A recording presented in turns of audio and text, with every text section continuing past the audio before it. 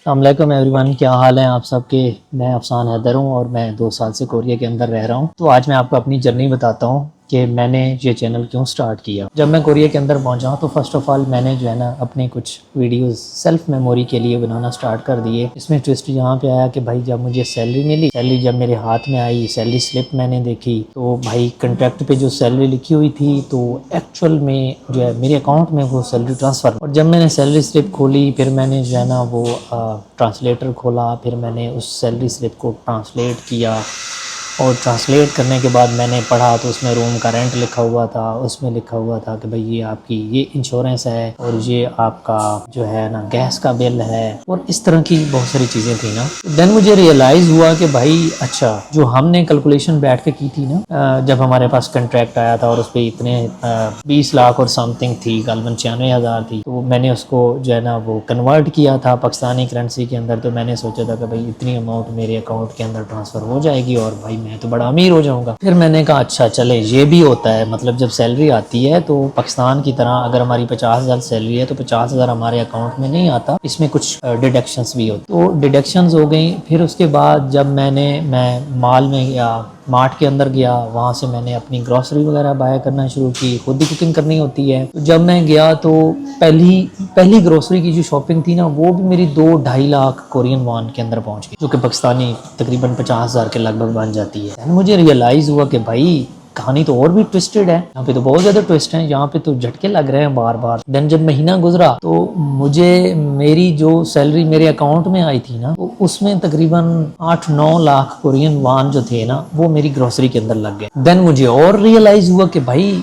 वहाँ बैठ के हमने जो कुछ कैलकुलेट किया था या जो कुछ हमने अंडरस्टैंड किया था कोरिया के बारे में, यहाँ पे वो नहीं है। फिर मैंने 2-3 महीने 4 महीने और गुजार लिए, और वो इसलिए गुजार लिए कि मैं जो है ना वो 100% समझ लूँ कि भाई ये शायद पहली सैलरी है या आगे कुछ और हो जाए, तो मुझे सारी चीज़ों की समझ आ जाए। तो 4-5 महीने जब गुजर गए ना तो मुझे जो है ना पूरी तरह से अंदाज़ा हो गया कि भाई यहाँ पे तो आपकी जो एक्सपेंसेस हैं वो तो मतलब फूड के एक्सपेंसेस हैं और बेसिक एक्सपेंसेस की बात कर रहा हूँ। बिजली का बिल बेसिक होता है, आपका गैस का बिल एक बेसिक होता है, रूम का रेंट बेसिक होता है। 100% कंपनी आपको रूम नहीं देती, थोड़ी सी आपसे वो पेमेंट लेती है अगर आप कंपनी की दी हुई रिहाइश के अंदर रह रहे हैं। अगर आप सेल्फ रूम रेंट पे लेके रह रहे हैं तो फिर तो आपका 7-8-6-7 लाख सिर्फ रूम का रेंट बन जाए। हम फिलहाल कंपनी की रिहाइश की बात। तो यार मुझे रियलाइज हुआ कि भाई हमने जो बैठ के एनालाइज किया था ना, जो बैठ के समझा था कोरिया के जेनमो सिस्टम को, सैलरी को, फाइनेंस को, वो कुछ और जगह पे था, जहाँ पे कुछ और है। फिर मैंने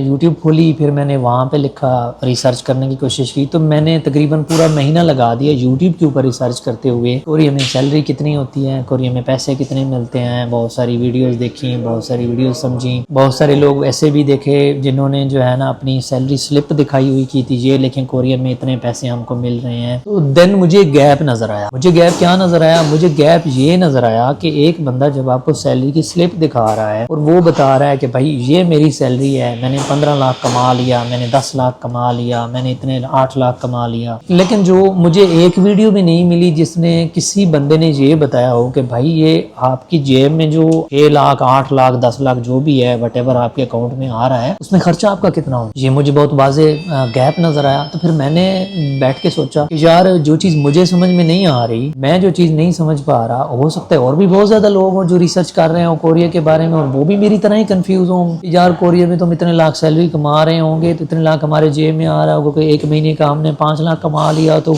2 महीने का 10 लाख और साल बाद हमारे तो करोड़ हो जाएगा। तो इस तरह से माइंड उनका चल रहा होता है।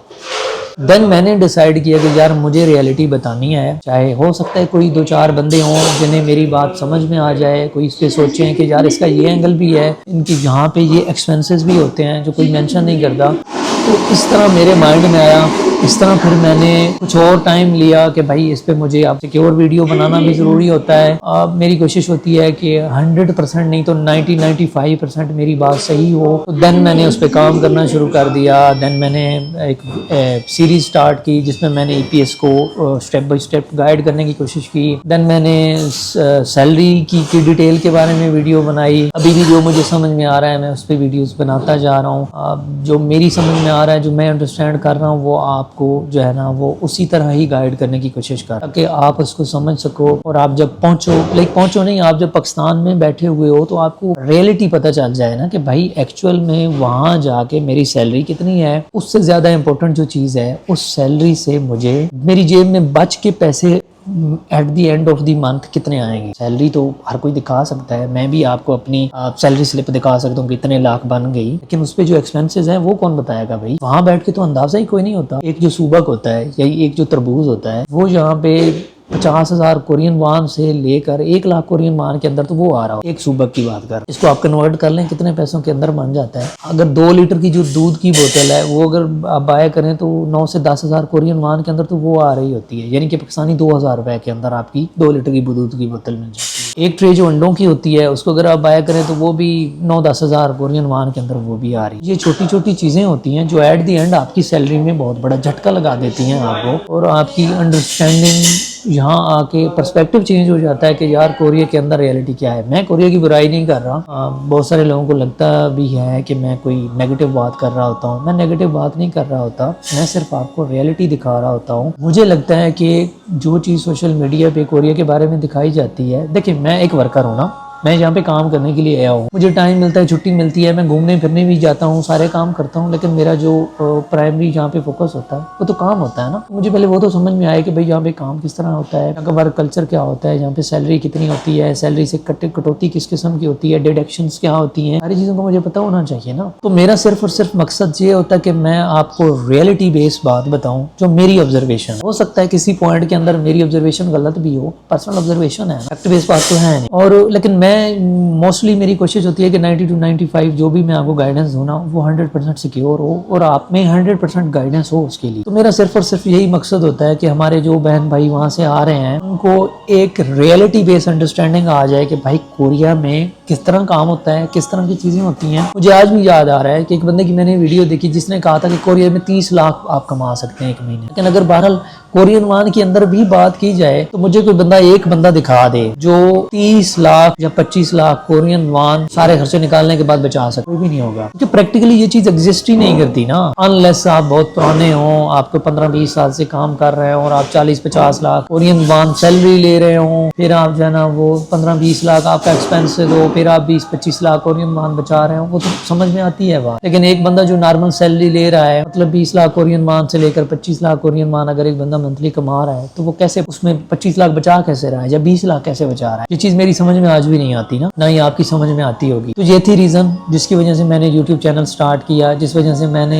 अपनी मेमोरी के लिए जो चैनल बनाया था उसको मैंने कन्वर्ट कर दिया रियलिटी बेस के अंदर, इन्फॉर्मेशन बेस के अंदर, कि यार मैं आपको थोड़ी सी इन्फॉर्मेशन दे सकूं कोरिया के बारे में, ताकि आप कोरिया को समझ सकें और आपके लिए आसानी हो। ये थी वीडियो, तो ये थी आज की वीडियो। अपना बहुत सारा ख्याल रखें। दुआ है कि जितने बंदे हमारे बहन भाई वेटिंग में हैं उन सबके वीज़े आ जाएं और वो जल्दी से जल्दी कोरिया में पहुंच जाएं और अपनी फैमिली को और अपने घर वालों को और अपनी ज़िंदगी को बेटर बना सकें। अपना बहुत सारा ख्याल रखें। अल्लाह हाफ़िज़।